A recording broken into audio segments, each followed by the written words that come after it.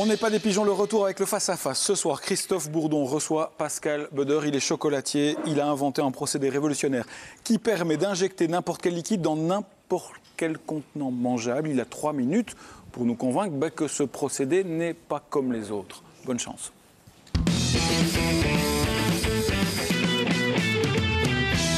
Bonsoir. Bonsoir. Je vous avoue que j'ai appelé un grand chocolatier, je ne le nommerai pas pour préparer. Il m'a dit que si vous y étiez arrivé, apparemment c'est le cas, c'est assez révolutionnaire. Donc j'ai plein de questions à vous poser. J'ai pas de coup fourré. J'ai des vraies questions pour essayer de comprendre les avantages et les inconvénients de cette nouvelle invention. Est-ce que vous êtes prêt? Je suis prêt. Allez, top chrono. Donc moi j'ai lu votre dossier de presse. Il est écrit qu'en faisant votre test, vous avez créé un contenant en chocolat qui est parfaitement hermétique, qui ne présente aucune fuite jusqu'à une température de 15 degrés. Moi, j'ai une question pratique. Est-ce que ça veut dire que moi, je ne peux pas conserver vos produits à une température ambiante qui est supérieure à 15 degrés? Si, vous allez pouvoir les conserver à une température supérieure. Maintenant, comme vous avez vu, par exemple, ici, le produit, le vin blanc, on a, par exemple, ici, un coulis de framboise. Il va falloir, évidemment, les adapter suivant le contenu. D'accord. Et quelle peut être la durée de conservation, alors? De nouveau, ça va dépendre, en fait, du contenu que vous allez mettre dedans. Si on prend un yaourt qui a une date limite de 2 semaines, ou si vous mettez un whisky, on va durer, évidemment, beaucoup plus longtemps. D'accord. Est-ce que ça fond en bouche? Question idiote, mais où est-ce que c'est dur? Alors là, vous pouvez peut-être poser justement la question aux personnes qui viennent de pas encore goûté, moi j'ai pas eu cette chance. Alors, là, il y a plusieurs façons, par exemple, de le goûter. Soit vous le mettez en bouche, vous croquez, vous prenez d'abord le liquide qui est à l'intérieur, et puis par la suite, vous aurez le chocolat, ou alors vous laissez fondre, ça va dépendre. Moi, je vais d'abord croquer et prendre vraiment le liquide et le chocolat derrière. D'accord. Mais est-ce que les produits qui sont créés avec ce procédé nécessitent des substances qui ne sont pas naturelles?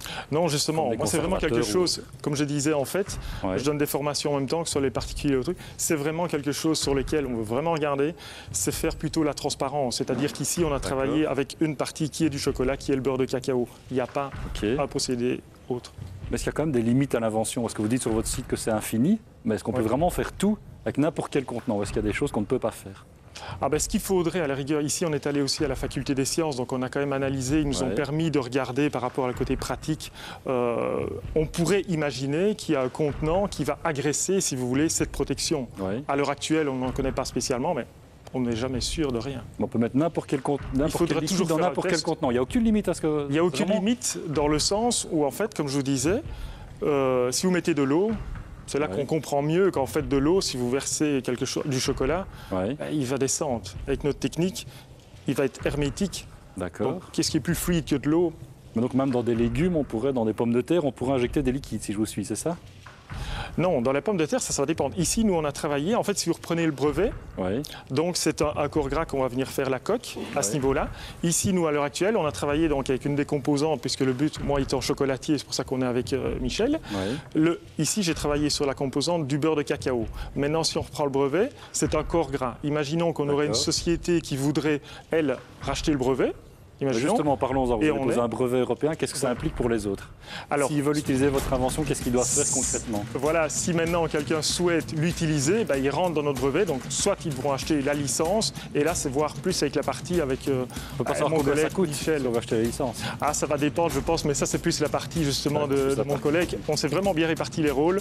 Moi, le côté chocolat, et c'est ça qui forme une bonne équipe. Le brevet est européen, donc qu'est-ce qui empêche demain un pays extérieur à l'Europe de copier votre brevet? Ce qu'il faut savoir, c'est qu'en fait, il va devenir mondial. Donc l'été belge, on achète les pays qu'on souhaite. C'est ça qu'ils ont déjà dépensé une certaine somme. Combien coûte le brevet? Top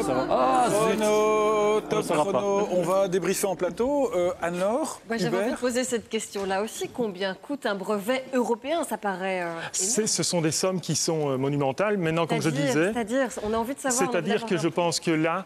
voilà, il fait 6 avec ses doigts. Il fait 6, vous rajoutez 4 zéros derrière et on arrive à 60 000 € à l'heure actuelle. En fait, vous avez déjà auparavant tout le processus. Ici, c'est la société Gevert. Je ne sais pas si vous avez déjà lu un brevet, mais c'est très, très compliqué. Même nous, des fois, on ne s'y retrouve pas au niveau du brevet. J'ai envie de dire, le brevet, c'est une chose. Ne nous attardons pas là-dessus. Moi, le procédé, j'ai goûté 2-3 trucs. Alors, il y a goûté 2-3 trucs, on a explosé les 3 boîtes. On a explosé les 3 boîtes. Le goût de l'alcool, le goût du liquide et le goût du chocolat, ça ressort super fort.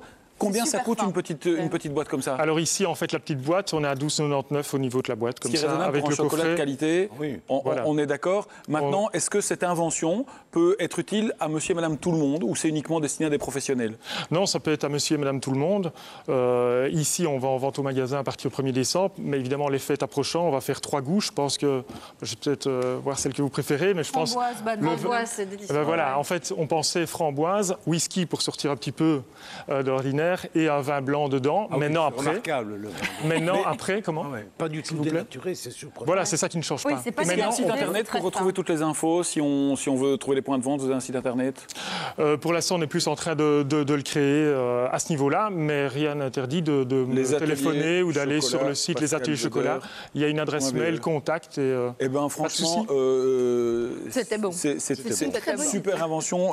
Ça change de tout ce qu'on a déjà goûté en matière de praline à la liqueur. Merci d'être passé, d'avoir joué le jeu. À bientôt peut-être. Je vous laisse les... Mais j'espère bien. Bonne chance, il y a des personnes à l'extérieur qui aimeraient bien goûter. Non, il n'y en aura plus. Allez, on passe à la suite.